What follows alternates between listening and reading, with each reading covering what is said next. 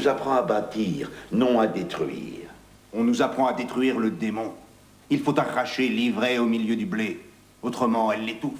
Et pour ça, tu as réuni une commission. Qu'en dit ton maître, Gamaliel? J'ai seulement à répéter ce que j'ai dit auparavant. Nous ne savons pas si nous avons affaire à une œuvre des hommes ou à une œuvre de Dieu. Nous ne devons rien décider en hâte. Et moi, je regrette beaucoup de ne pas avoir pu sauver Étienne. Tu es un partisan convaincu des compromis. Je ne souhaite pas l'anéantissement de cette secte, mais cette désobéissance ne saurait plus être tolérée. Ces juifs grecs soutenaient que le temple n'est rien du tout, et les prêtres du temple encore moins. C'est pourquoi je ne pouvais pas pardonner à Étienne. Oui, ça c'est une hérésie, il faut l'admettre. Jérusalem, le temple, les prêtres sacrés sont autant de preuves de la présence de Dieu parmi nous. Elles nous ont été données par le Seigneur pendant que nous errions dans le désert. C'est le mot qu'il fallait prononcer. Ces Grecs doivent être renvoyés dans le désert. Et pouvons-nous savoir ce que notre frère Saül nous propose? C'est simple. Je propose ceci. Que cette secte des Nazaréens soit ramenée à la raison. Et d'abord, les Grecs nazaréens. Il faut absolument les empêcher de répandre leur hérésie. Les capturer. Les emprisonner. Pour les ramener à la lumière. Et pour les plus obstinés d'entre eux, laisser le peuple agir selon notre justice. Tu veux dire les mettre à mort? Je veux dire agir selon la justice. Comme on l'a fait avec Étienne. Nous avons agi aussi selon la raison. Très peu d'entre nous pensent que c'était raisonnable.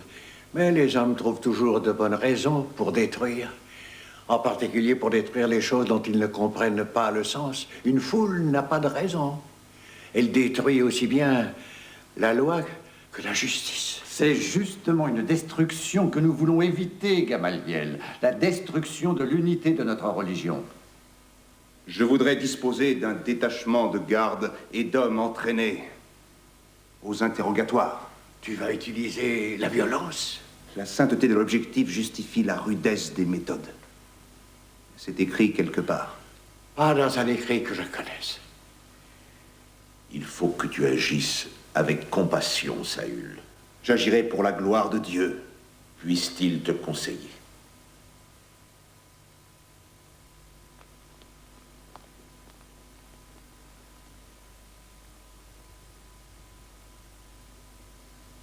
Il a déjà oublié tout ce que je lui ai enseigné. Au nom de Jésus-Christ, notre Seigneur. Amen. Excusez-moi de troubler votre petite cérémonie. Au nom du Conseil sacré des prêtres d'Israël et des gardiens du temple, il y a certaines questions que je dois vous poser. Vous êtes, pour la plupart, originaire de Grèce, je crois. Tu t'appelles? Nicanor, toi tu n'as pas besoin de te présenter parce que tu es bien connu.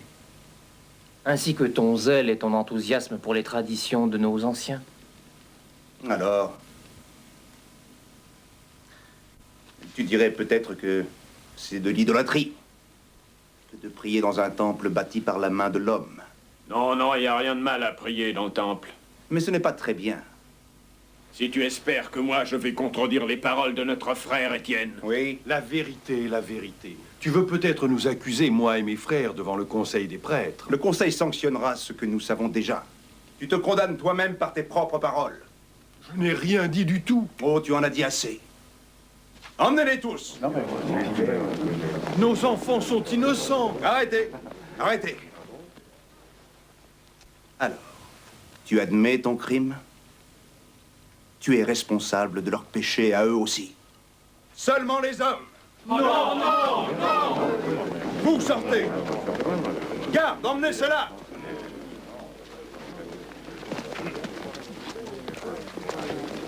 Philippe, dis-le aux autres. C'est comme ça que tu tends l'autre joue? Tu me le payeras.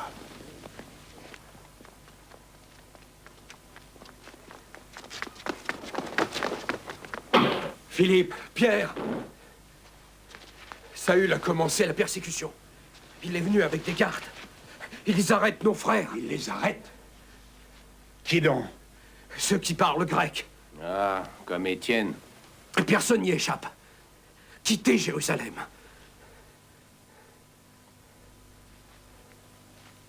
Non. Toi, va-t'en, Philippe. Nous, on a de l'ouvrage ici, à Jérusalem. Pierre a raison.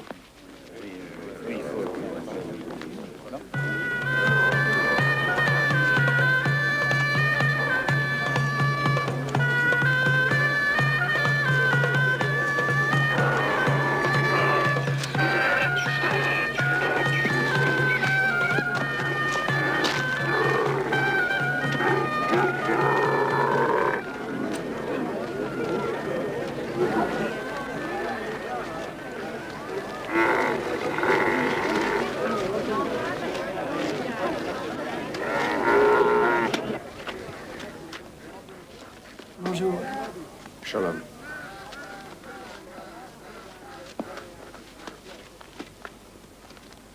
Tiens, voilà du vin.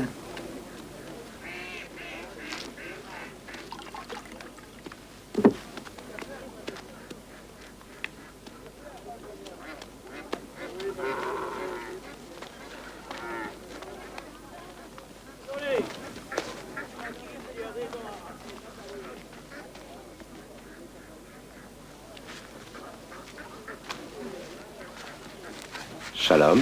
Shalom. Tu viens de Jérusalem? Oui, je viens d'arriver à Samarie. Quelle nouvelle de Jérusalem? Une persécution des Nazaréens. Par les Romains? Par un seul Romain. Mais il est aussi l'un des nôtres. Saül, j'en suis sûr. Ah, tu le connais? Il était très opposé aux Nazaréens. Il les persécute, c'est normal. Est-ce que... tu ne connais pas un nommé Étienne? Je connaissais un nommé Étienne. Connaissais? Tu dis connaissais? Étienne a été tué. Il a été lapidé à mort parce qu'il était nazaréen. Sur l'ordre de Saül? Oui. Sur l'ordre de Saül. Étienne. Alors, et sa famille? Qu'est-ce qui est arrivé à sa famille? Il n'avait que sa mère. Ils n'ont rien trouvé contre elle. Pas comme les sœurs du zélote qui a été condamné, mais qui s'est échappé pendant les fêtes de Pentecôte.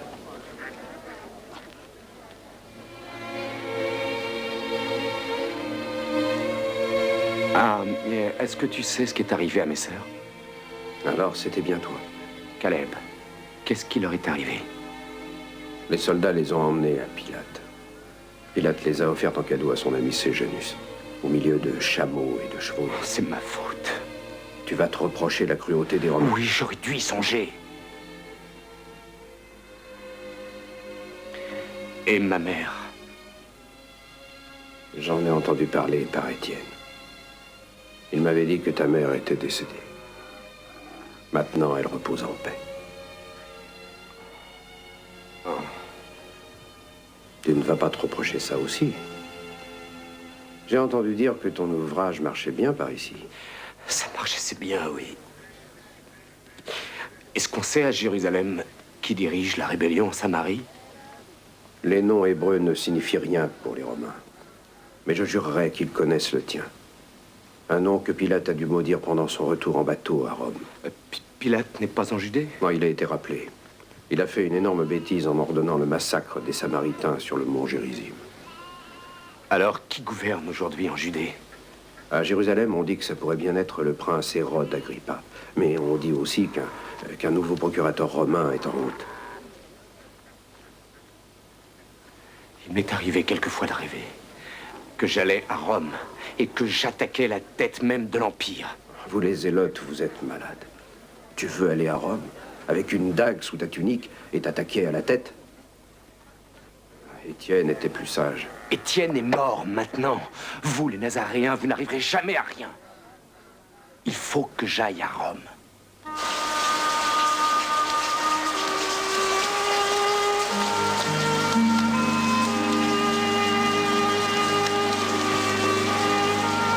Sarah! Sarah!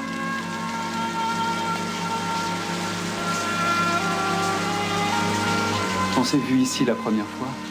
Tu te rappelles? Il y avait du soleil. Tu trouves qu'il fait froid? Il fait toujours froid. Rome est froide. Ça me fait plaisir de te retrouver. Pourquoi? Est-ce que tu as oublié? Pour oublier, il faut se rappeler. Je ne veux rien me rappeler. Jamais tu n'as pensé à moi? Non. Je me suis efforcée de ne pas y penser. Et moi aussi. Je n'ai pas réussi. Ça ne sert à rien, tout nous sépare tellement. Les choses changeront, c'est une promesse. Tu quitteras ton service. Pour aller servir un autre maître? Donne-moi du temps, voyons. Je ne peux pas te donner ce qui ne m'appartient pas. Et je ne veux jamais plus te revoir. Parce que je suis romain, ça n'est pas moi qui ai choisi. Les dieux ont décidé pour moi. Tu as choisi d'être soldat. J'ai suivi la voie de mon père, c'est la famille qui veut ça.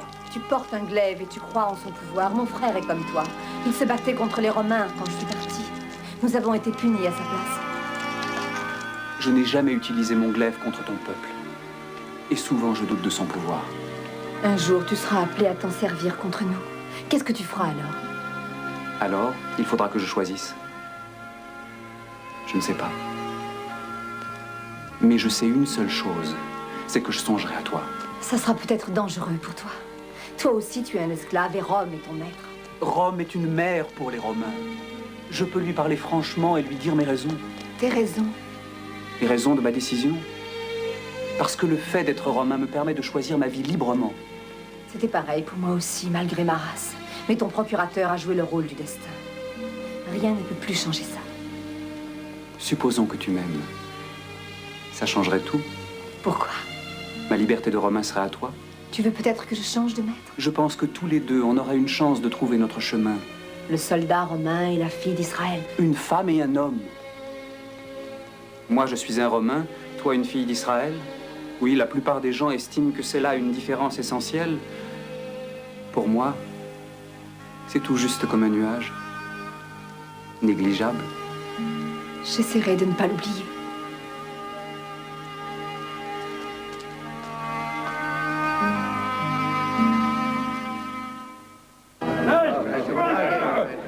Tout cela, ils sont tous des Nazaréens. Remplis-les.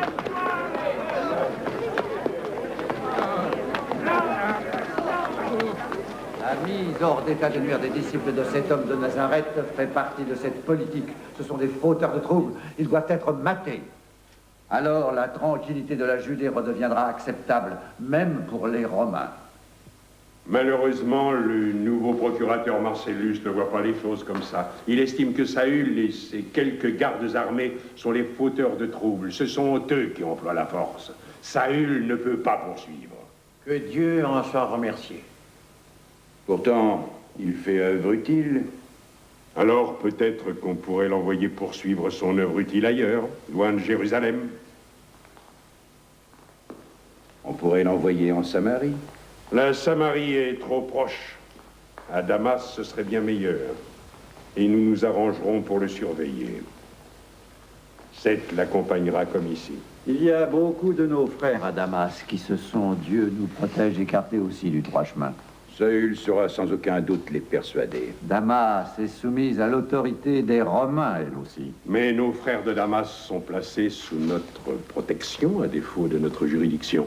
Il faut les protéger contre eux-mêmes. Par exemple, en leur infligeant la lapidation. Non, ce ne sera pas nécessaire. Je fais confiance à Saül et à son pouvoir de persuasion. Sa méthode est bonne et efficace. Mais elle est cruelle. C'est rarement heureux.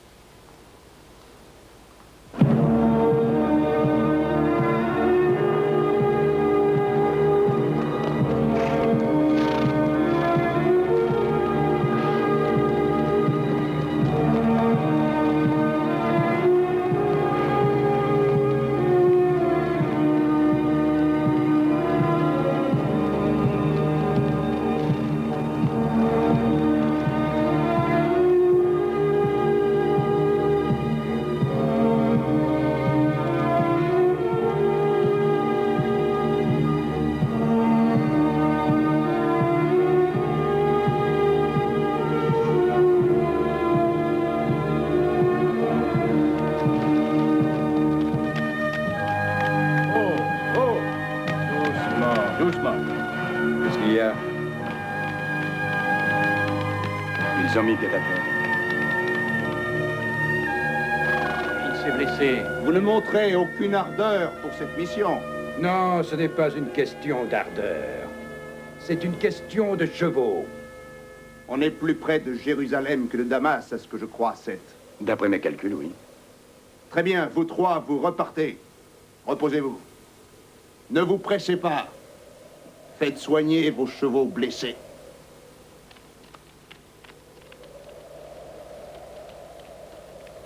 Bonne route.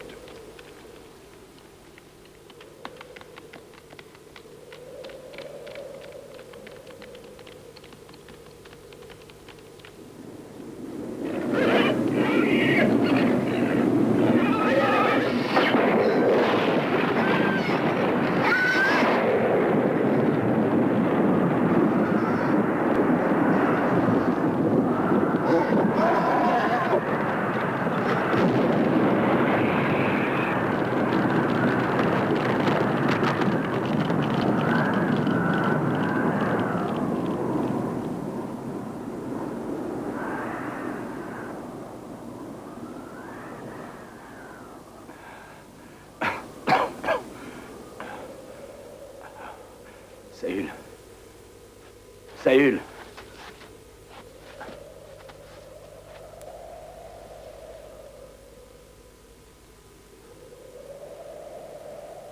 Tes yeux.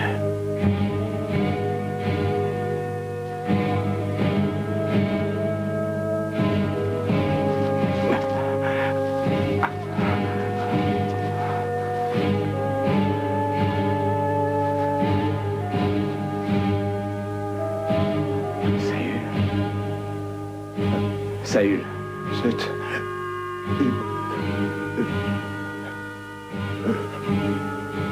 Seigneur, qu'est-ce qui t'est arrivé? Oh. Tu ne vois plus. Dieu.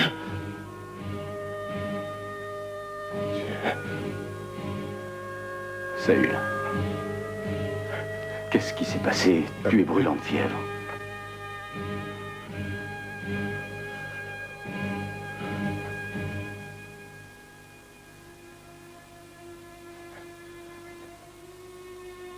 Tu as entendu?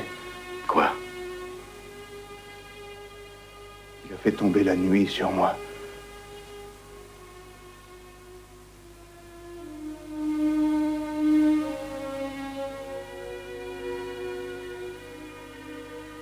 Il faut que tu me guides. Pour rentrer à Jérusalem? À Damas, Seth. Tu en es sûr?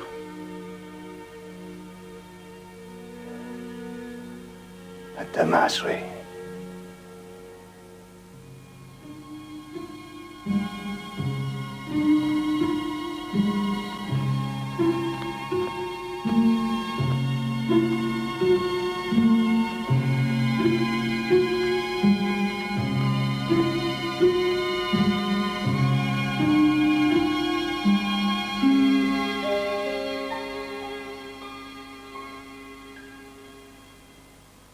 Tiens-toi bien à moi. Marche doucement. Oui, comme ça. Oui, très bien. On arrive enfin à Damas.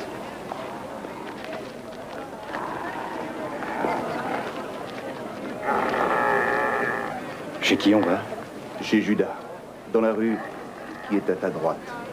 Est-ce qu'il nous attend? Il est de Jérusalem. Il loge ceux qui viennent de Jérusalem. À quoi ressemble cette ville? À toutes les autres villes.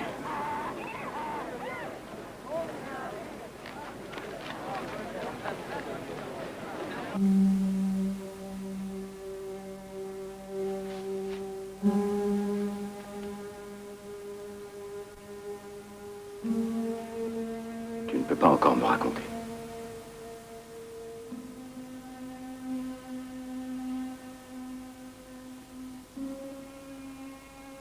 Tu as entendu la voix? J'ai seulement entendu le tonnerre.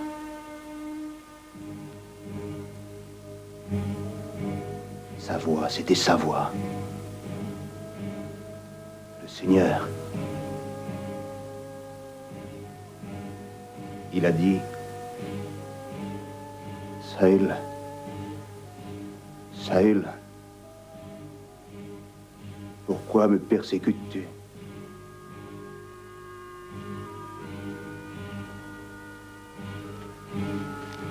Nous sommes tous, par notre nature, des enfants de la haine.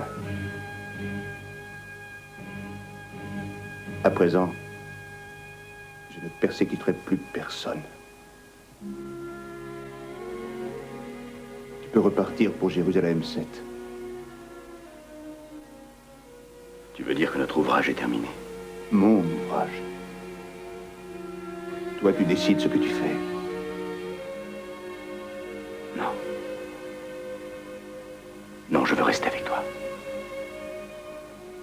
Nous ne persécuterons plus les Nazaréens.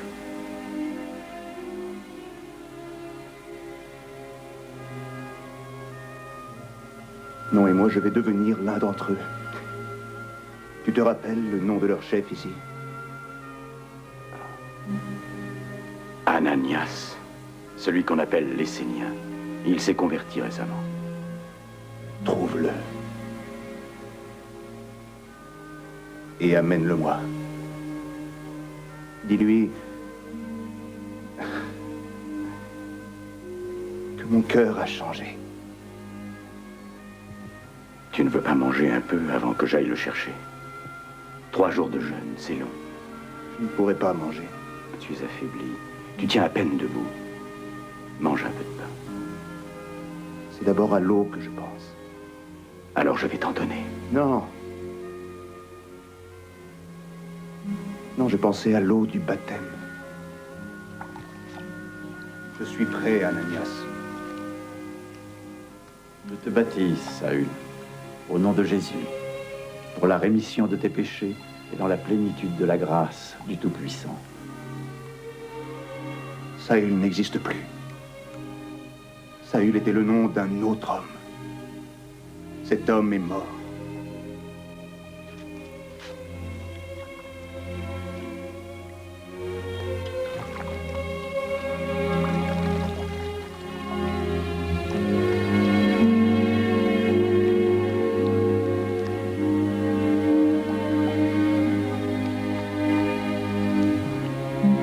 Je m'appelle Paul.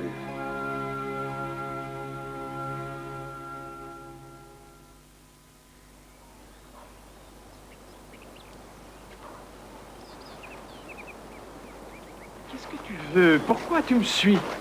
Je n'ai pas besoin d'être protégé. Pardonne-moi, Caius Caligula. Mais puis-je te rappeler ta promesse?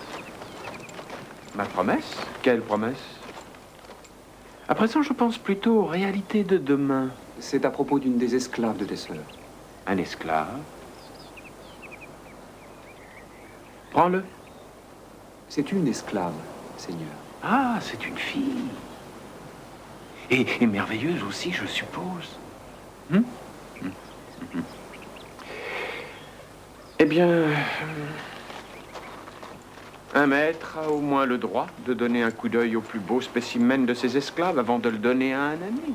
De la donner.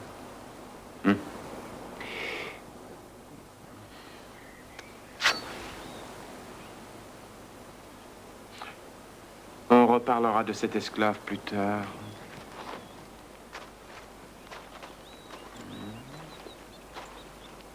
Toutes ces statues de nos dieux. Tu ne sais pas ce que croient les Hébreux? Non, Seigneur. Ils croient qu'il y a un seul Dieu. Curieux peuple, ces Hébreux. Je vais te dire ce que j'attends de toi. Quoi donc, Seigneur? Les têtes de ces dieux, je veux que tu les coupes. Fais-les toutes sauter. Faire sauter les têtes des dieux? Et mets la mienne à leur place. La mienne. Même sur Vénus, Minerve ou Diane? La mienne. Mais puisque je serai Dieu, mets-moi des cheveux. Beaucoup de cheveux. Tiens.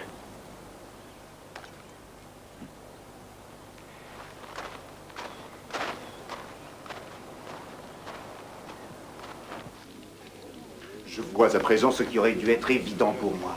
C'est mon zèle qui m'a fait choisir, pas ma valeur. Les voies de Dieu sont impénétrables. Mais elles t'ont mené à la lumière, Paul. Et alors, tu veux travailler ici? J'ai beaucoup étudié et appris, mais j'ai choisi la haine, plutôt que de choisir l'amour. Ma connaissance de l'amour est très insuffisante. Jamais je ne pourrai enseigner au nom de Jésus. Il arrive que je ne choisisse pas les mots que je prononce. C'est après les avoir prononcés que je comprends ce qu'ils veulent dire. Oui, prêche dans nos synagogues. Raconte ton histoire, laisse parler ton cœur. On t'écoutera. On ne me croira pas. J'ai emprisonné. J'ai fouetté. J'ai lapidé.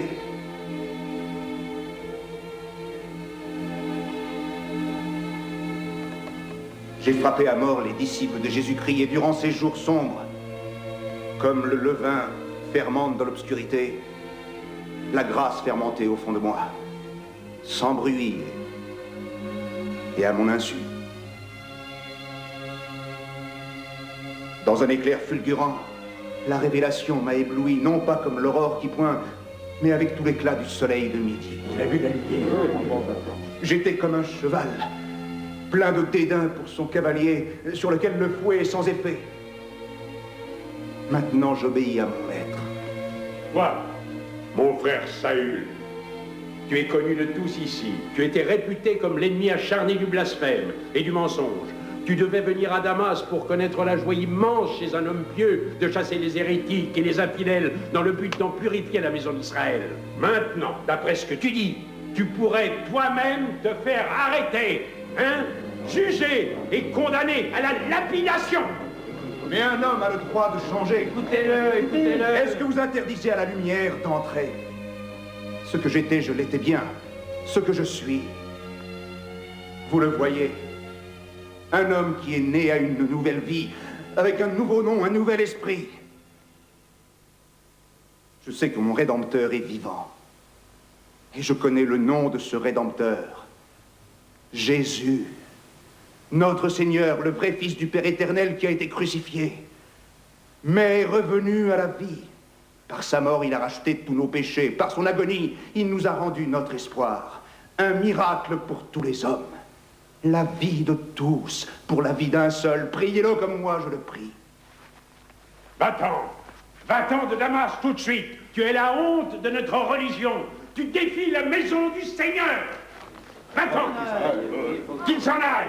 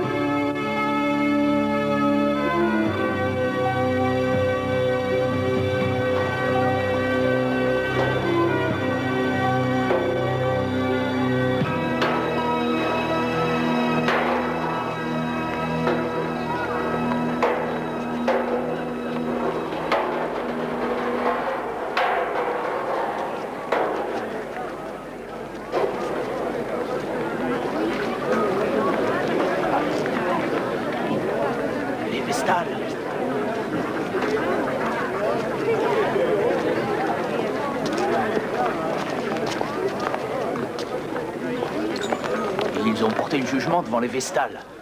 Ils leur conduisent un prisonnier. Noble Vestal, attends. Noble Vestal, écoute-moi. Je t'en prie. Au nom de la bonne Vesta, ta déesse sacrée, viens à mon aide. Viens à mon aide.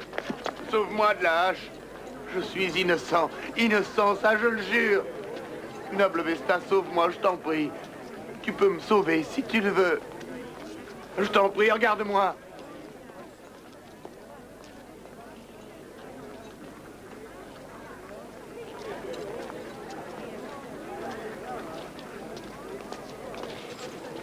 Libérez-le. Et toi, remercie la bonne déesse Vesta, qui te permet de conserver ta tête sur tes épaules. Va-t'en!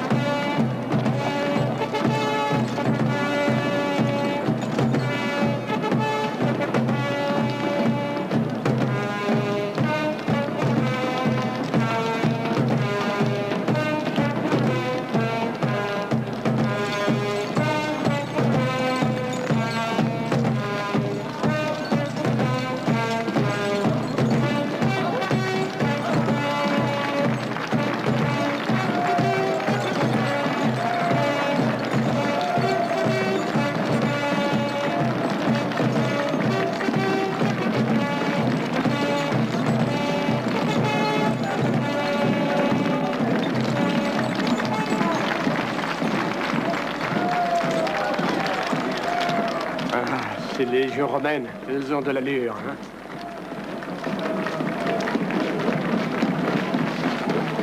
Tu es un fils d'Israël? Eh bien oui.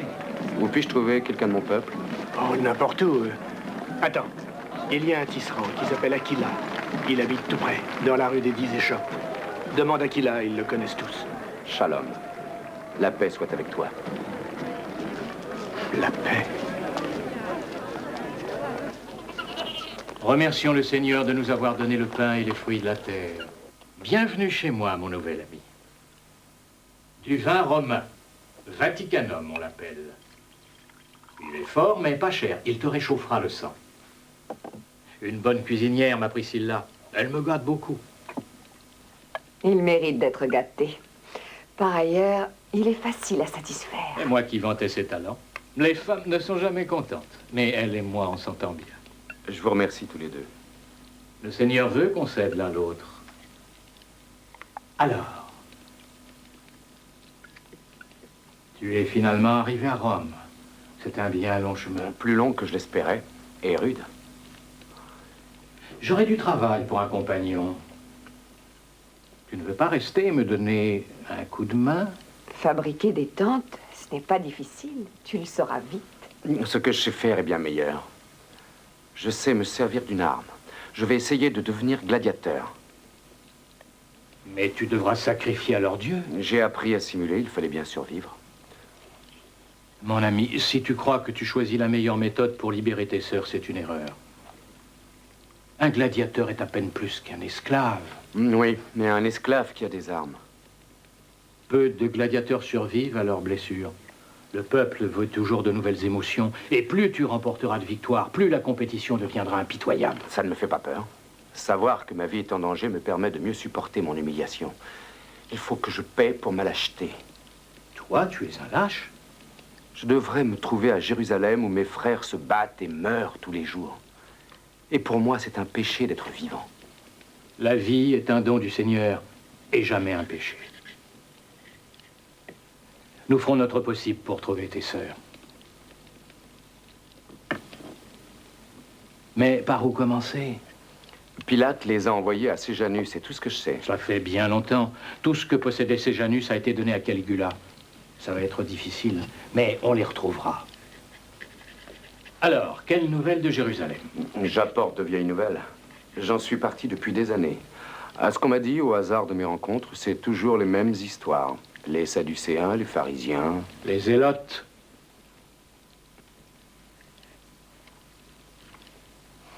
Qu'est-ce que c'est? Un poisson. Ah oui, ça, je le vois. Ce n'est pas un pêcheur? Un frère grec est passé, il a gravé ça. Une coïncidence, à ce qu'il a dit. Tu sais, le mot grec qui veut dire poisson est ichthus. Et chaque lettre est l'initiale d'un autre mot.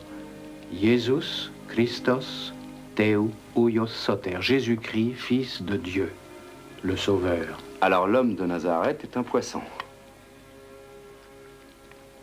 C'est étrange, un poisson qui a pris des pêcheurs. Tu es un de ses disciples? Non. Ils étaient nombreux quand tu es parti? Oh, trop à mon goût. Leur doctrine est contagieuse. Comment les connais-tu? Par l'homme qui a gravé ce signe. Il est venu à Rome de Damas et il a apporté la bonne nouvelle. Il nous a parlé de Jésus de Nazareth, de ce qu'il prêchait en Judée, en Galilée. Un vrai fou. Les Romains l'ont cloué sur une croix. Cet homme a dit qu'il était ressuscité. On a retrouvé son tombeau vide. Ses disciples avaient dû enlever son corps. Tout est bon pour se moquer des Romains. Cet homme de Damas, il a disparu? Il était très vieux. Il est mort l'hiver dernier. Beaucoup de mes amis ont cru ses paroles, ou les paroles qu'il répétait comme étant celles de Jésus. Les disciples de Jésus sont de plus en plus nombreux. La femme d'un sénateur les a rejoints. Tu as l'air d'être au courant de ce qu'ils font, dis. Oui, j'envie beaucoup leur foi. Je me rappelle le dernier soir où il nous a parlé. Il nous a appris que Jésus avait guéri des aveugles et aussi des paralytiques. Il a dit, nous sommes tous des aveugles avant d'avoir trouvé la lumière. Il nous a quittés comme s'il avait su que le moment était arrivé. Rappelez-vous, nous a-t-il dit, que la nuit viendra bientôt. Et on nous demandera tous si nous avons aimé.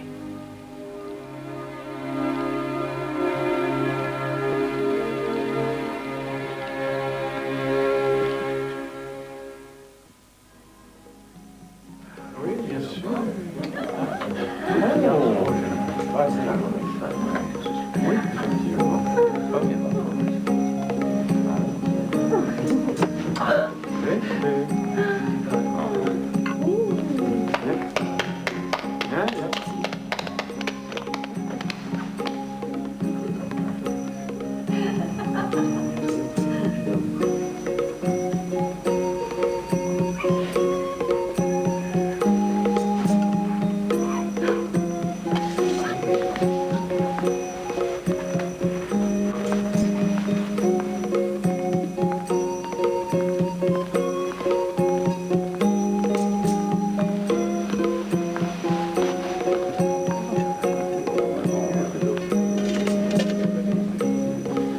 Promis que je serais en Judée, Caius, roi de mon pays.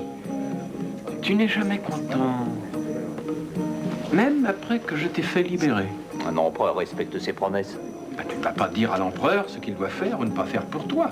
Le plus important pour un empereur, c'est qu'il a une liberté totale, absolue. Ce qui inclut la liberté de ne pas tenir ses promesses. Estime-toi satisfait d'avoir tout ce que tu as, roi Hérode, le petit. Mon trône est dans le palais de Jérusalem. Ne sois pas si amer, mon cher ami. La Judée est pour l'instant une province romaine soumise à nos lois. Et le noble Sénat l'a encore répété. Quelquefois, j'écoute l'avis du Sénat. N'est-ce pas, oncle Claude?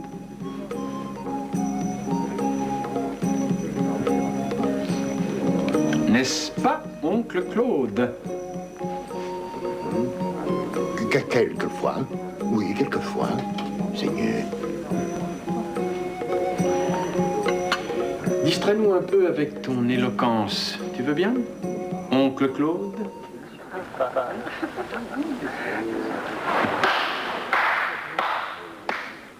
Écoutez un peu d'éloquence.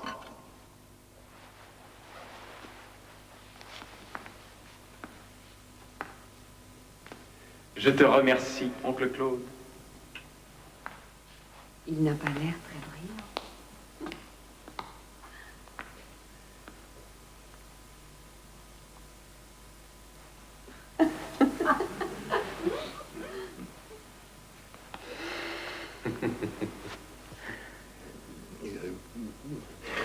À l'affût du malheur dissimulé dans l'ombre, la peine et la douleur attendent des jours sombres, la triste maladie et la sénilité.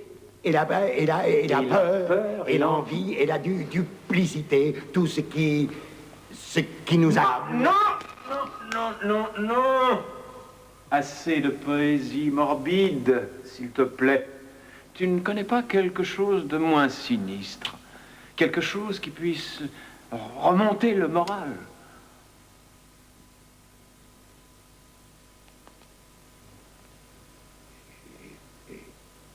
Celui qui est tout puissant peut librement accomplir à la fois les meilleures et les pires actions.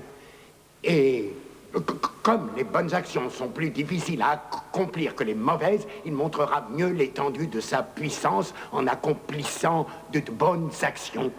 Celui qui accomplit seulement de mauvaises actions devient l'esclave du mal. Il se dépouille de sa liberté de choisir.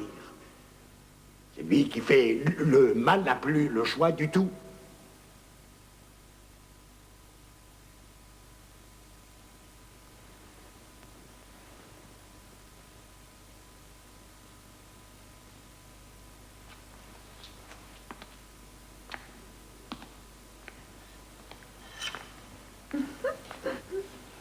Qui a écrit ces lignes? C'est un de tes lugubres stoïciens? Non, c'est un obscur philosophe, seigneur, qui a plus de 50 ans. Et aucune fortune, excepté un gros tas de vieux parchemins.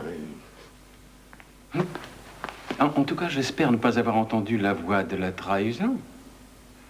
Mon Dieu, mais tu as la langue terriblement agile aujourd'hui, oncle Claude.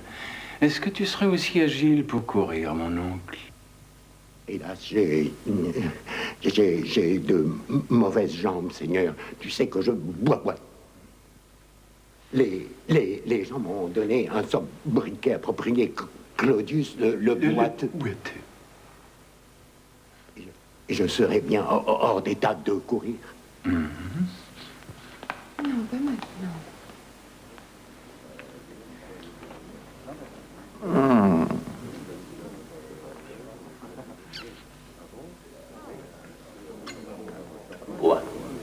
Mon bon ami, le roi Hérode le Petit, nous ferait plaisir en nous récitant une poésie de son pays lointain.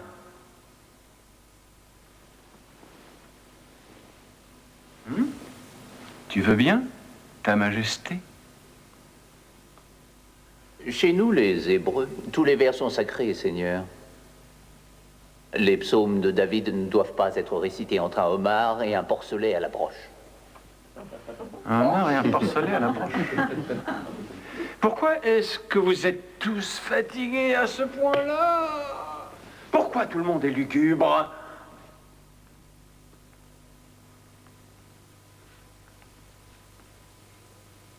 J'ai compris.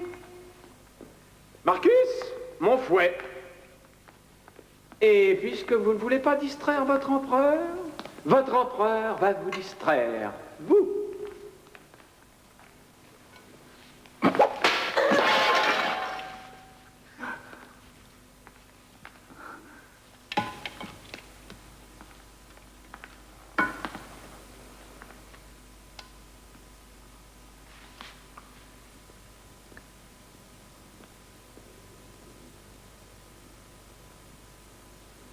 D'où es-tu venue, ma petite? De Judée. De Judée? Tu es juive? Viens par là.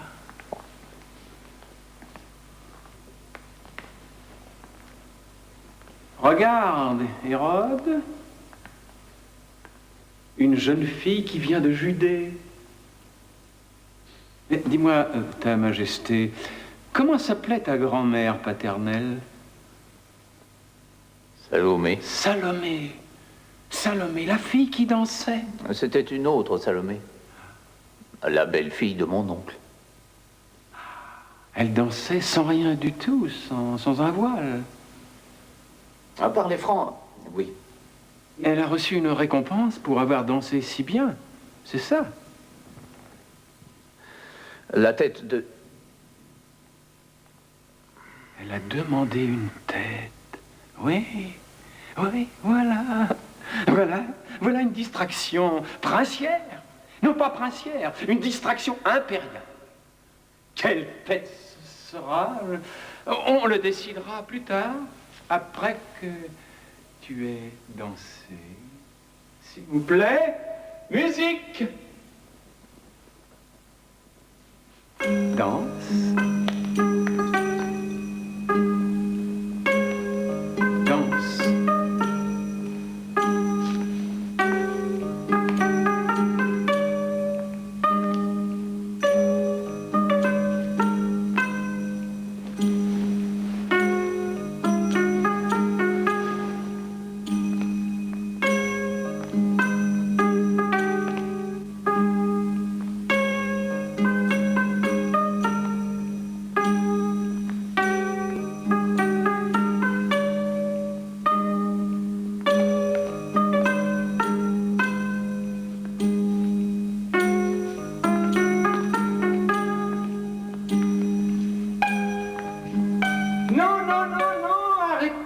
Quelque chose de plus rapide. Plus rapide.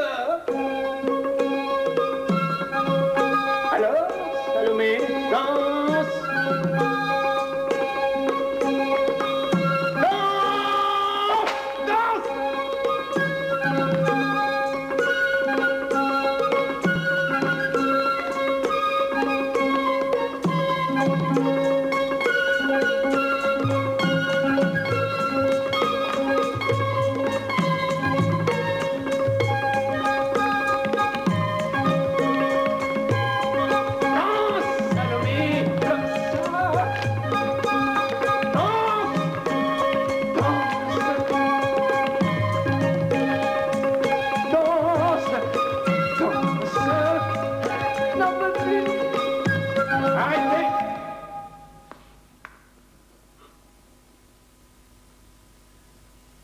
Tu ne veux plus danser?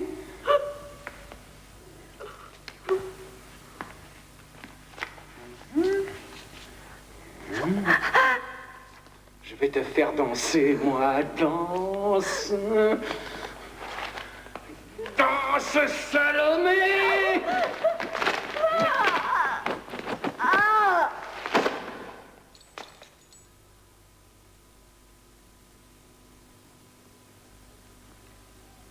Applaudissez, applaudissez, applaudissez, oui. Applaudissez, applaudissez. Ah, et maintenant, ma chère Salomé, tu vas recevoir une tête pour te récompenser d'avoir aussi bien dansé. Mais la tête de qui? De qui? De qui? De qui? De qui? De qui?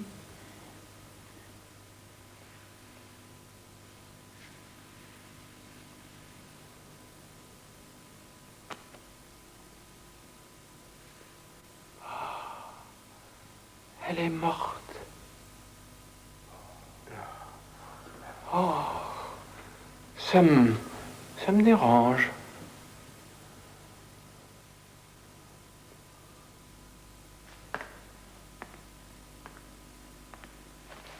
Toi, tu partageras ma couche impériale pour t'unir au Dieu que je suis. Divin Caligula, c'est ma fille Corinna.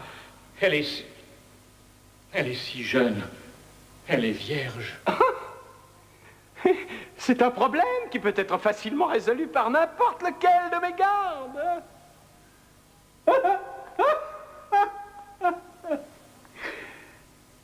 Toi, je te trouve plus attirante. Les mortels doivent s'habituer aux caprices des dieux. Enlève tes mains de ma femme. Avec tout mon respect, Seigneur, c'est ma femme. Ah, mais demain, elle sera de nouveau ta femme. Oh, surtout ne fais pas de folie, il nous tuerait, toi et moi.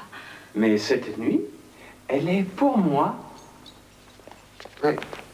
Oh, je t'en prie, Seigneur. Oh. J'allais m'oublier. Nous devons décider qui va perdre sa tête. Sans importance. Tiens, ce sera toi. Encore une fois, merci. Le banquet est terminé. Garde! Toi, viens.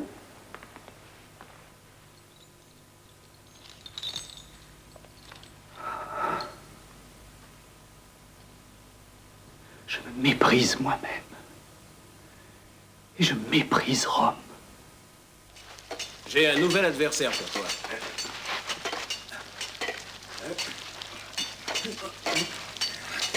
Commencez.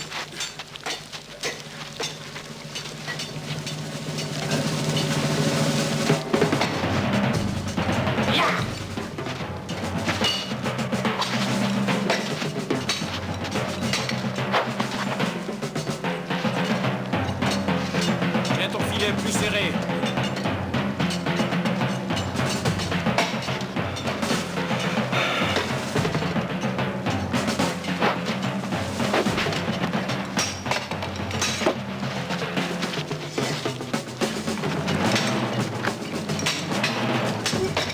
Ne baisse pas ton bouclier. Tiens-le plus haut, plus haut.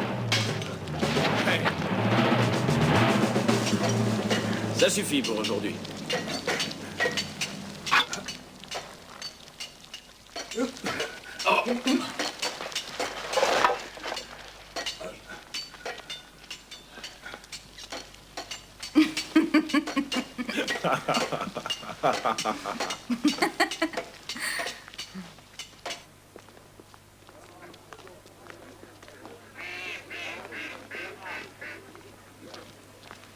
Serpenius n'est jamais satisfait.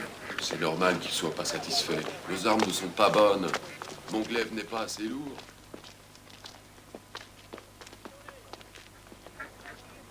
Tu m'attendais? Je me repose en t'attendant. Pardonne-moi. Une femme qui s'entraîne comme un gladiateur. Tu es une esclave. Non, je suis peureuse. J'apprends à me défendre toute seule. Et tu n'as pas un homme pour faire ça? Non, pas assez brave.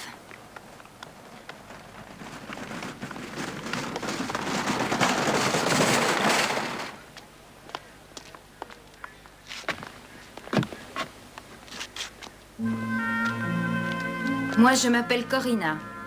Et toi, comment? Métellus. Ouais! Caleb! Je m'appelle Caleb!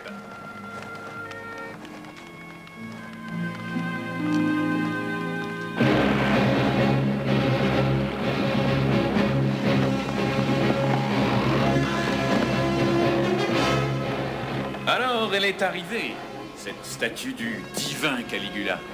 Qu'est-ce que je dois faire, Cornelius? Temporiser, ne pas te presser, essayer d'éviter les responsabilités.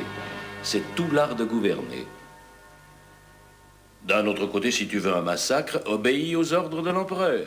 Ou de Dieu, si tu crois qu'il l'est. Je n'ai pas de souligner quel blasphème contient ce projet. Blasphème? Depuis quelque temps, j'entends sans arrêt prononcer ce mot. Et j'avoue que je ne le comprends pas. Peut-être que j'ai reçu une mauvaise éducation. S'ils croient vraiment en un seul Dieu, alors pourquoi on ne mettrait pas la statue de ce seul et unique Dieu dans leur temple? Oui, tu as reçu une mauvaise éducation. Tu veux dire qu'ils pourraient admettre que la statue du dieu Caligula est celle de leur Dieu unique? Un Dieu qui n'a aucune statue? Et j'ai cru comprendre que d'après ce que soutient leur nouvelle secte, leur Dieu est devenu un homme, un esclave nommé Christos. C'est une légère erreur, procurateur. Christos, tu le sais, est un nom courant parmi les esclaves. Et il veut dire chaleureux, bon vivant, amical. Le nom dont tu parles est Christos, et c'est celui d'un homme qui n'était pas un esclave, mais un descendant de la maison de David, Jésus de Nazareth. Ses disciples sont les Nazaréens. Christos veut dire celui qui a reçu l'huile sacrée, comme un roi. Et on l'appelle le roi des Juifs, le Messie. Bon, eh ben, il faudra me rappeler de ne plus te demander de renseignements. Tu m'en donnes beaucoup trop. Bon, mais je vais suivre ton conseil, tu verras. Le divin Caligula n'est pas pressé de parvenir à sa destination. Nous avons assez de difficultés avec ces maudits Hébreux et leur maudit temple. Tu m'as aussi donné une très bonne idée. Nous allons faire savoir à Rome que la décision doit être prise par une plus haute autorité. Par Publius, le gouverneur de la Syrie. Laissons-le régler cette histoire.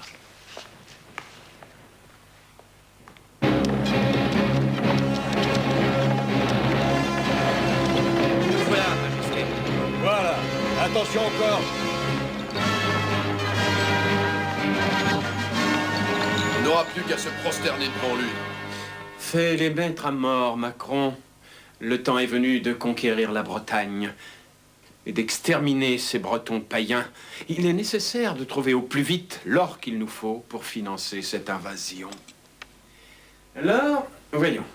Quelle est l'opinion de notre tout-puissant préfet? Seigneur, ta proposition est inacceptable. Elle est acceptable pour l'empereur et c'est suffisant. L'empereur a besoin Malgré tout, ça me paraît injustifiable et même dangereux de frapper arbitrairement des patriciens romains simplement pour saisir leurs biens. Ça ne sera pas arbitraire si tu prouves quelques crimes de leur part. C'est une pratique courante, n'est-ce pas? Occupe-toi de ça, Macron. Non. Avec tout mon respect, Seigneur, tu pourrais vendre certains de tes biens.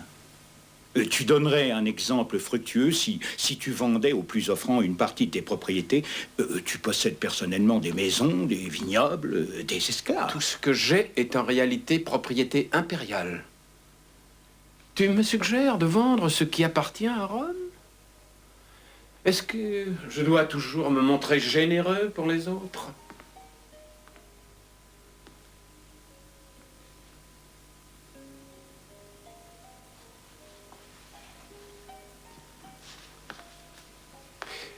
Les biens de mes sœurs, je vais les vendre. Les terres, les esclaves et tout le reste. Bon. Mais ça va prendre un moment. Peut-être que tu pourrais repousser l'invasion. Les terres, elles seules financeront l'invasion. Et le restant paiera les frais de mon entrée triomphale à mon retour. À tes ordres, Seigneur. Est-ce que c'est tout? Non, Macron, ce n'est pas tout. Tu as cessé d'être à mon service.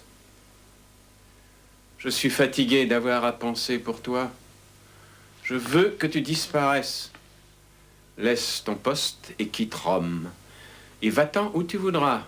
Bien loin d'ici.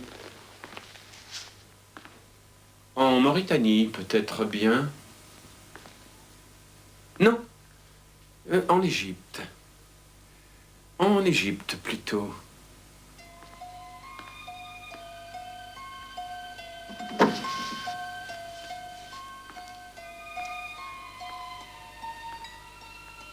Tu veux que... En route, tout de suite.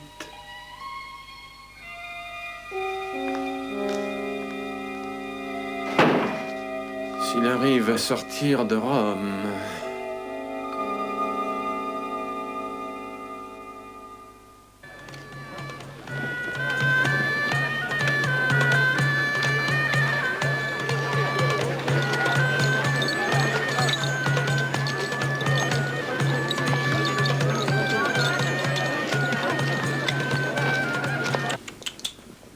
Qu'est-ce qui t'est arrivé, mon pauvre? Tu es malade? Tu peux à peine remuer. Il est possédé par le démon.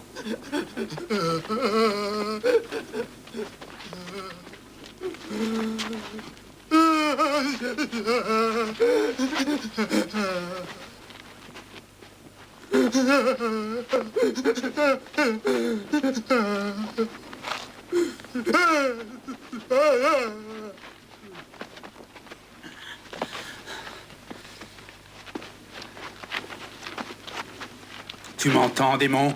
Au nom de notre Seigneur Jésus-Christ, tu vas partir du corps de cet homme. Sors et ne le tourmente plus jamais.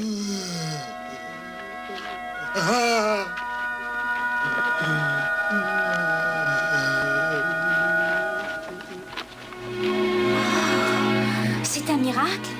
Porte-toi bien. Allez, dégagez la rue. Dégagez. Allez. Venez vite. Encore un miracle. Ne prononce pas ce mot, Simon. Dis plutôt une victoire de la foi. Nous n'avons rien fait. La grâce de Dieu a tout fait. Mais le pouvoir est en toi, et en Philippe, et en Jean, c'est une espèce de magie. Ah. Qu'est-ce que tu veux dire par magie? Le pouvoir de changer des choses qui ne sont pas changées par le cours de la nature. Je savais faire des tours, moi aussi. J'appelais ça magie, mais c'était de la tricherie. Je l'avais appris à Alexandrie. Nous n'avons appris nulle part. Le pouvoir n'est pas en nous. Le pouvoir est en Dieu. J'aimerais avoir ce pouvoir. Pourquoi, Simon? Pourquoi voudrais-tu ce pouvoir? Pour étonner le monde. Pour montrer au monde que moi, j'appartiens au peuple de Dieu, moi aussi. Pour ta propre gloire? Je n'ai pas dit ça. Et je ne le pense pas. J'ai appris à suivre le Christ, j'ai abjuré les Égyptiens et leur tricherie. Mais je ne suis plus l'ancien Simon le magicien. Je n'ai aucun don. Toi, tu as un don précieux, et j'aimerais avoir aussi ce don.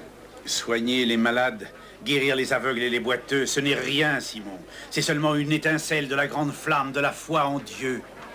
Ah, le Seigneur montre sa puissance, oui. Mais c'est plus important d'apprendre que Dieu a pitié de nous. Donne-moi ton pouvoir et je paierai cher pour ça. Je peux payer. J'ai mis beaucoup d'argent de côté en dupant le peuple. Cette fortune, je te la donne. Tu en feras ce que tu voudras. Mais en échange, je tiens à ce que tu me donnes le pouvoir. Tu n'as rien compris du tout. Rien. Ni à notre mission, ni à la foi que nous prêchons. Tu voudrais payer pour avoir la grâce, le pouvoir de Dieu et aussi sa pitié. Je veux rendre les gens heureux, guérir les malades et faire reculer la souffrance. Pour toi, ton honneur et ta gloire. Le pouvoir est entre tes mains. Je t'ai vu tellement souvent imposer tes mains sur les affligés. Je voudrais pour la gloire du Seigneur avoir ce pouvoir dans mes propres mains. Et je te paierai cher. Je te paierai 1000 sesterces. 2000 sesterces. Non, maudite soit ta fortune. Et sois maudit toi aussi si tu ne te repens pas de ta perversité. Ma perversité? Quelle perversité? Tu ne vois pas quelle perversité? Il y a autant de perversité dans l'ignorance volontaire que dans le péché volontaire. Le péché est un genre d'ignorance comme l'ignorance est un genre de péché. Mais vous m'avez appris que le Christ lui-même a fait un marché avec Dieu. Il a donné sa vie sur la croix pour payer notre rédemption. Toute notre vie est faite de vente et d'achat. C'est pourquoi je dis, vends-moi le pouvoir. Nous te remercions de l'hospitalité que tu nous as donnée.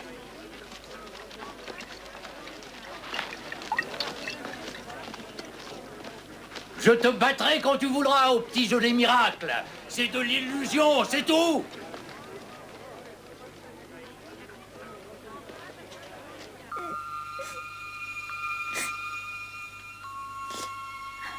Il ne bouge plus. Il est mort. Pauvre petit moineau.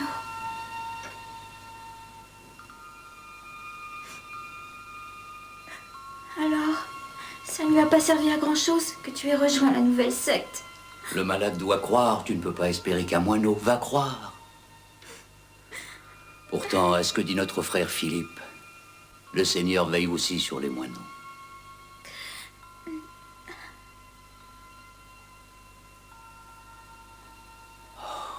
Il est bien mort. Je t'en achèterai un autre au marché.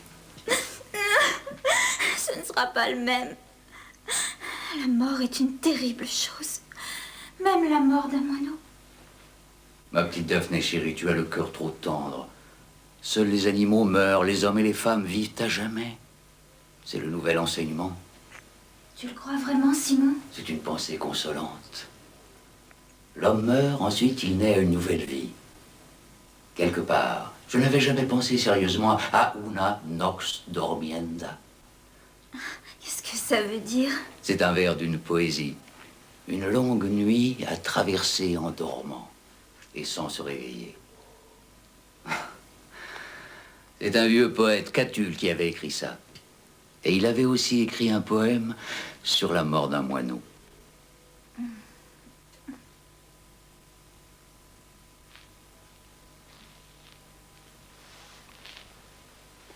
Je crois que la Samarie peut se débrouiller toute seule.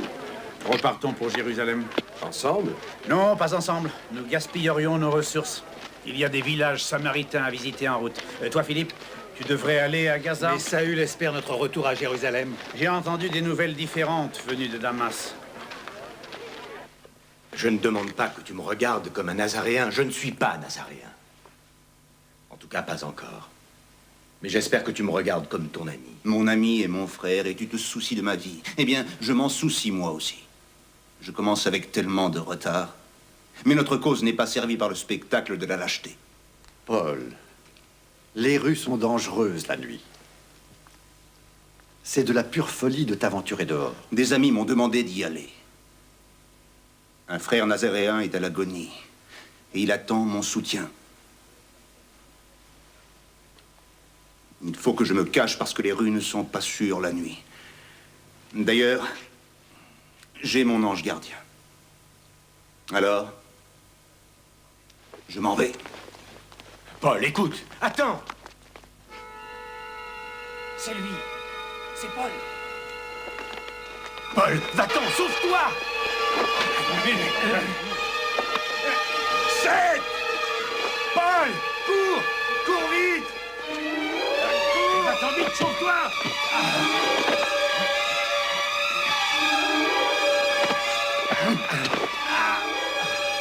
Viens! Viens vite!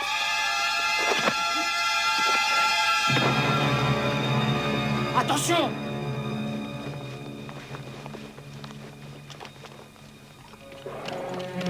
Il est traîné comme un agneau à la boucherie. Et comme un agneau devant celui qui l'égorgera, il reste muet. Et il m'ouvre même pas la bouche. Dans sa profonde humiliation, il a perdu tout jugement. On ne pourra pas parler de sa descendance puisque sa vie a été arrachée de la surface de la terre.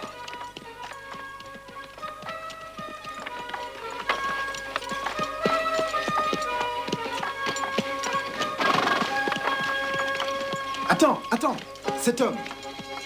Arrête-toi, tu veux? Arrête, attends, arrête-toi. Shalom, Tu veux monter avec moi? tu es très aimable. Viens, monte. Tu viens de Jérusalem? Tu es bien installé? Bon. Je pense qu'on peut dire que j'aime beaucoup vos saintes écritures. Comme ma reine. Ah, la reine d'Éthiopie, oui. Oui. Mais tu occupes un poste élevé, à ce que je vois. Je suis trésorier de l'État. Et en tant que trésorier, je dois m'habiller richement pour faire impression sur les foules. Où que j'aille, c'est comme ça. Mais quand je suis chez moi, je m'habille plus simplement. Je me considère, moi, comme un homme simple. Et un homme qui lit beaucoup.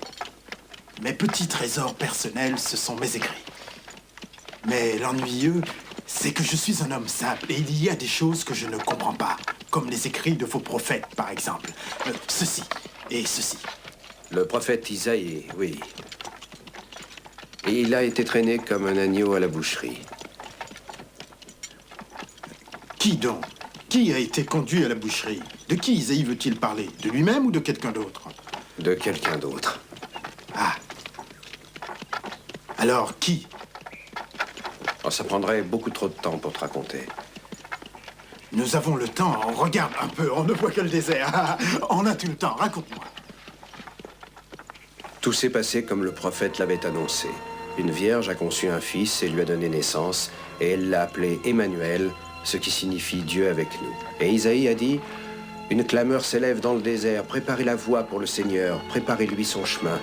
Et Jean-Baptiste est apparu dans le désert, et il a baptisé ses fidèles avec l'eau qui donnait la vie, comme Jésus nous a recommandé de le faire. Tu veux me baptiser? Si tu le désires.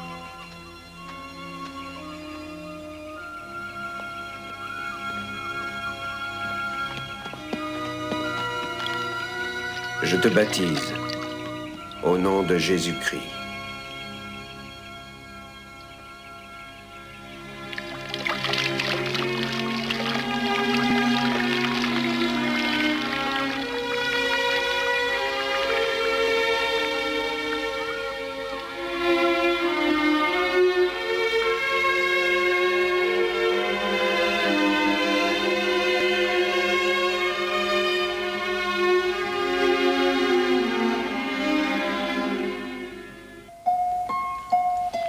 Seigneur, Philo d'Alexandrie et la délégation venue de Judée demandent à être entendus au sujet de ta statue à Jérusalem. Essayez-la sur Jupiter.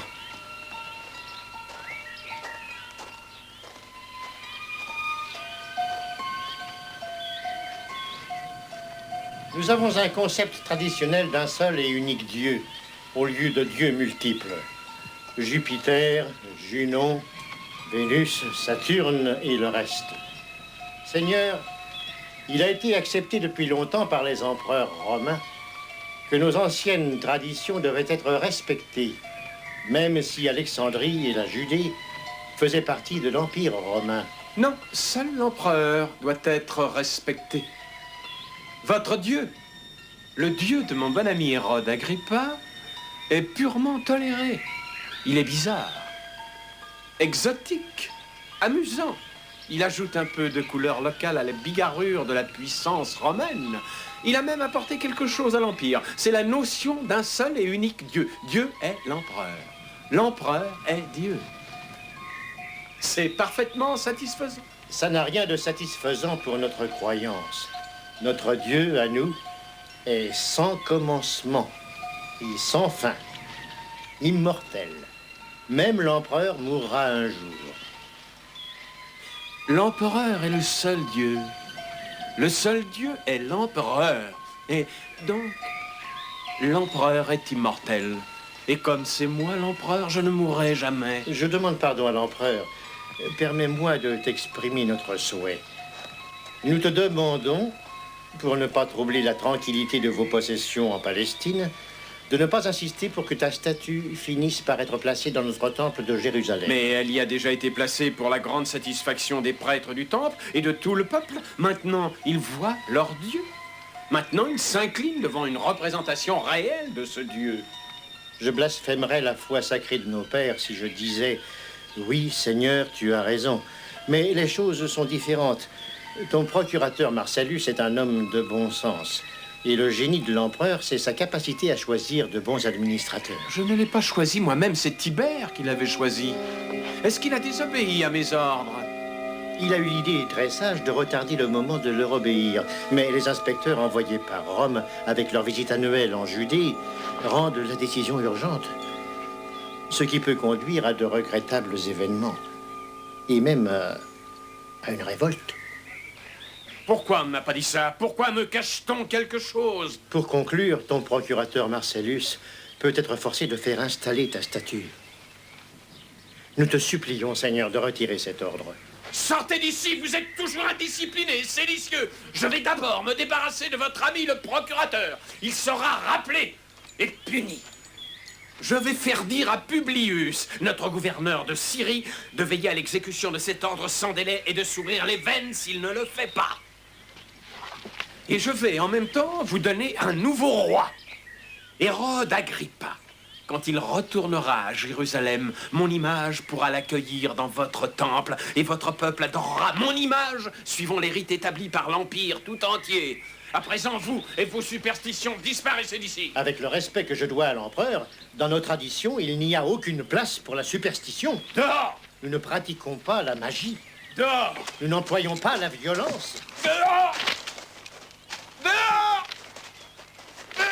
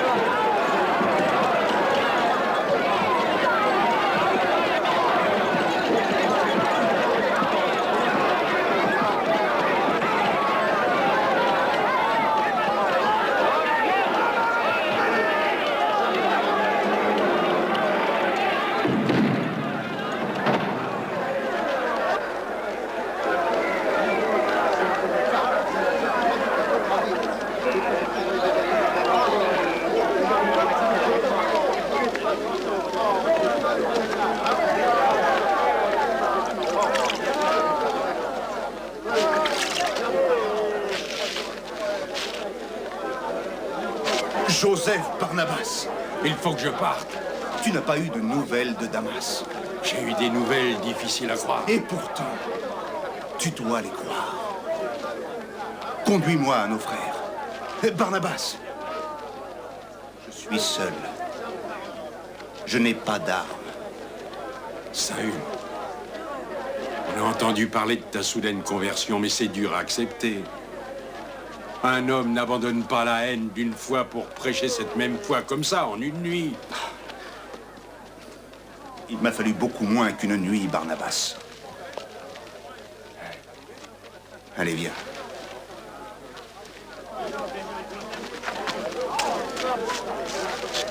Ta foi te dit de croire au miracle, n'est-ce pas? Oui. Tu vois un homme qui a totalement changé. Même mon nom a changé. On a appris ça aussi. Paul. Je suis l'un des vôtres. Aide-moi. Viens avec moi. Il y a une chose que je ne comprends pas.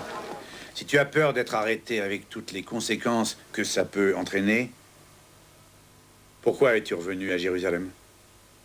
Tu sais que nous devons nous cacher. Je viens pour avoir des instructions. Ça, c'est honnête, en tout cas. Tu dis au prêtre que tu vas faire semblant d'être des nôtres et que comme ça, tu sauras où on est. Oui, c'est très avisé. Tu fais une erreur, Thomas. Il parle d'instructions venant de nous. De Jésus, qui vit au milieu de nous. Jésus, qui m'a parlé, m'a aveuglé et m'a rendu la vue.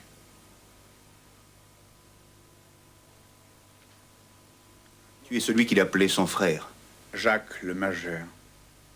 Oui, je sais que c'est un changement soudain. Je suis toujours un instrument, mais en d'autres mains. Dis-moi, quelle est ma mission?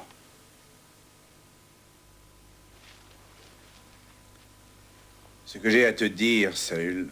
Paul. Paul. C'est que tu dois t'en aller d'ici et beaucoup réfléchir. Oh, j'ai beaucoup réfléchi. J'ai pensé à ce que Jésus a fait pour moi. Si tu meurs, tu ne seras à rien. Et tu mourras sûrement si tu restes à Jérusalem. Retourne chez toi pour être en sécurité. Chez moi? À Tarse? Repars vers ton père et ta mère et tes lectures et ton premier métier. Et je... Médite. Prépare-toi, encore mieux. Tu peux prendre un bateau à Césarée. Barnabas et Thomas vont t'accompagner. Non, pas moi. Barnabas et Jacques vont t'accompagner jusqu'au port. As-tu de l'argent? Oui. Quand devrais-je revenir à Jérusalem? Je n'en sais rien. Peut-être jamais. Tu es un voyageur. Tu es assez jeune et assez robuste pour supporter de grands déplacements. La plupart d'entre nous se font vieux. Tu auras beaucoup de travail. Que le Seigneur te garde.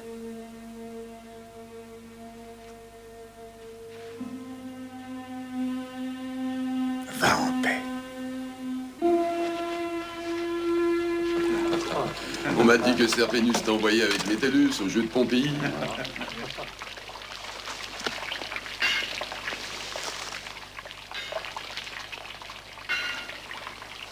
Tu vas combattre à Pompéi?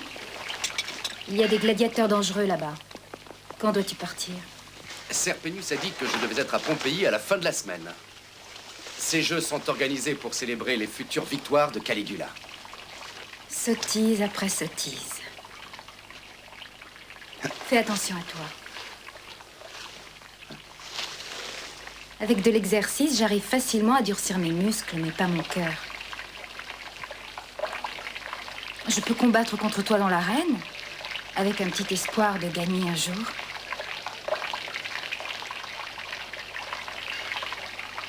Mais quand je suis seule avec toi... Je suis à peine plus qu'un esclave. Toi, tu es une patricienne. Mais je n'étais pas plus qu'une esclave pour être sacrifiée après le banquet dans le palais impérial. La chance a été avec moi. Une jeune esclave a failli être tuée sur place. C'est un de mes pires cauchemars.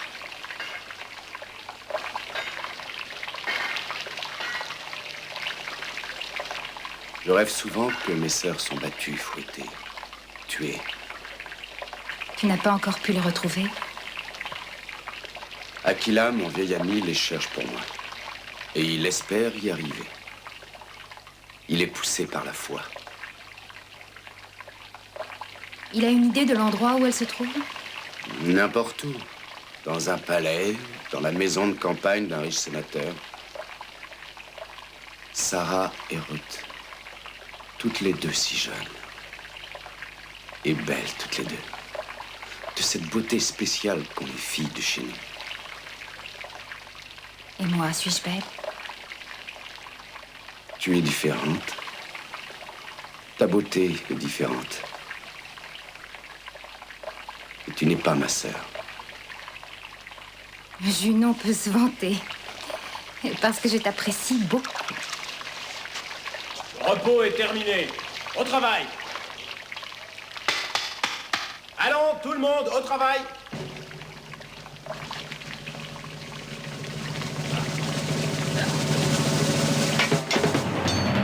Allez, terre.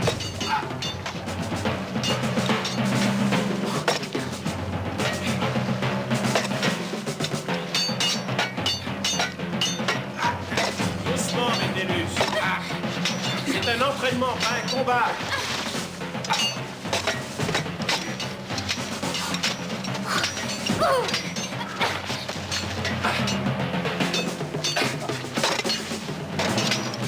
Métellus, attention! Métellus! Arrête!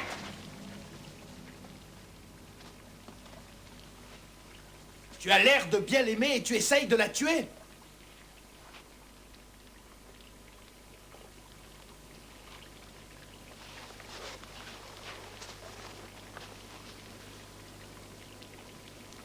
Attends.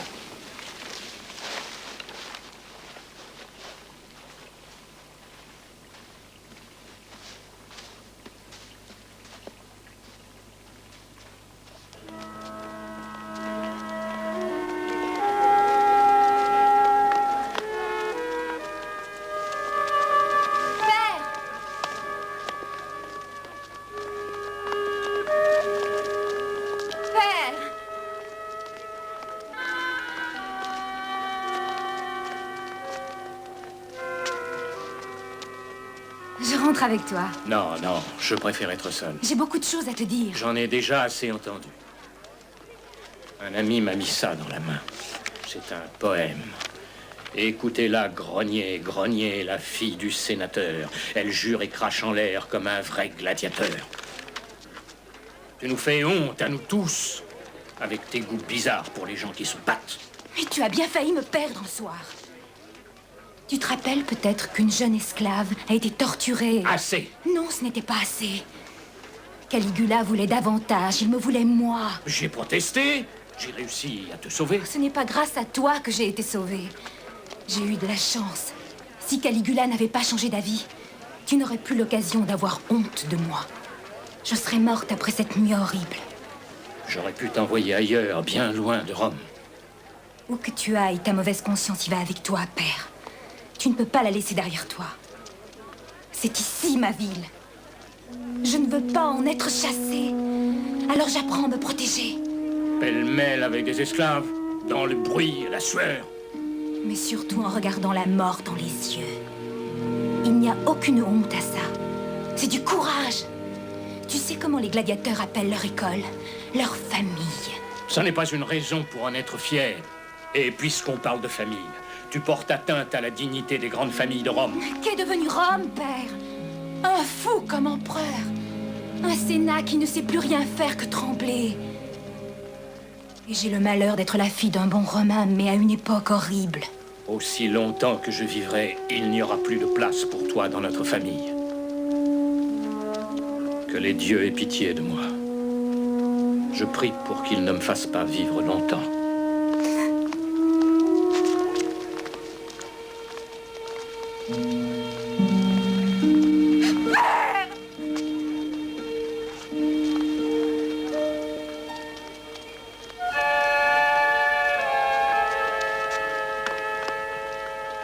Tu es revenu ici pour me dire ça? Je ne peux pas le croire. Et je ne le crois pas. Il faut le croire. Et il faut aussi que tu l'acceptes. Les choses ont changé. Dieu l'a ordonné. L'Empire menacé de l'intérieur. La loi de nos ancêtres déchirée par le bouillonnement des sectes rivales. Hérésie. double hérésie. Non, ce n'est pas une double hérésie, père. Tu parles comme un simple païen. Je montre toujours beaucoup de respect. Je suis un bon croyant et un bon citoyen. Mais moi aussi.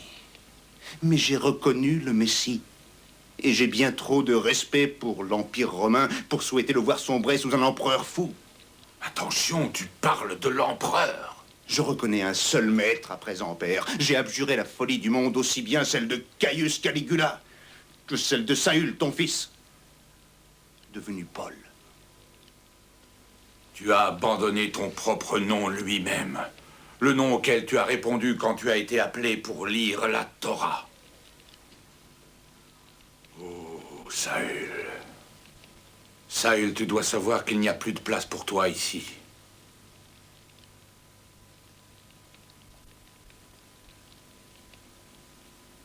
Je m'y attendais.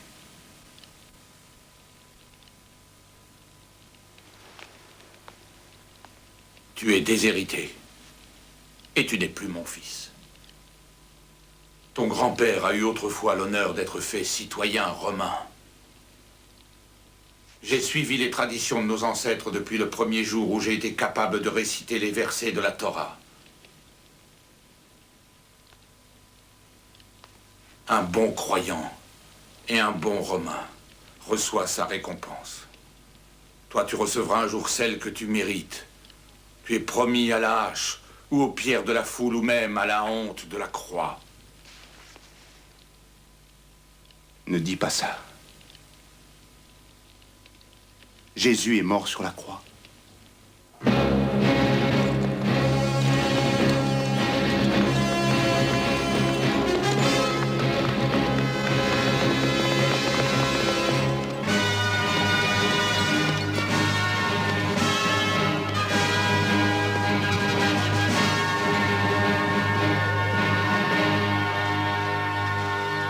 Bretagne, Bretagne, Bretagne. Comment ses habitants l'appellent?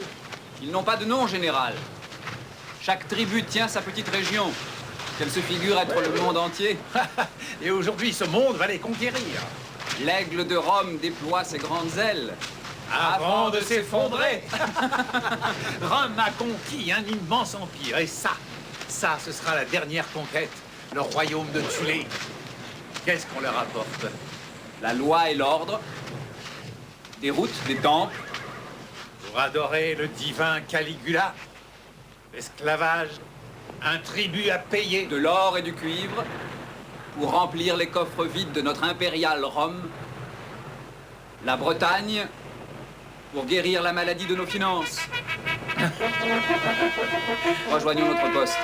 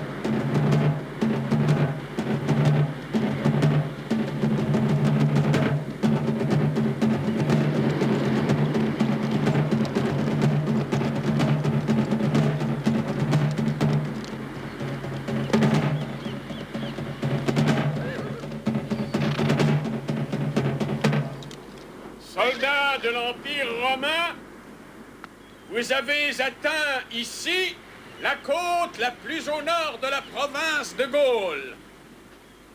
C'est de cette côte que vous allez embarquer et faire voile jusqu'à la côte de la Bretagne.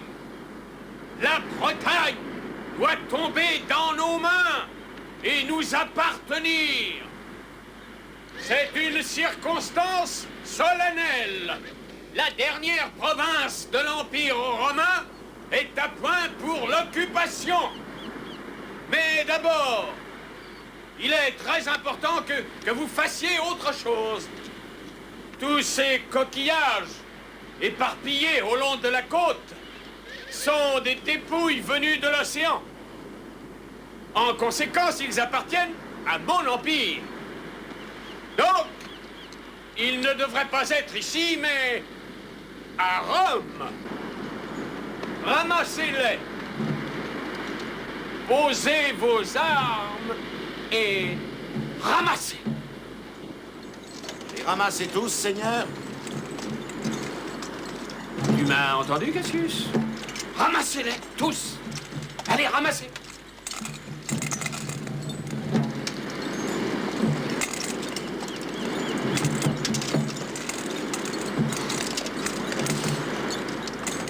Cette fois, il a eu tort. Oui, je sais. Il ne survivra pas à ça. Cette humiliation infligée à l'armée, c'est insensé. Une honte pareille, c'est insensé. Petite merveille, tu ne trouves pas? C'est un travail admirable.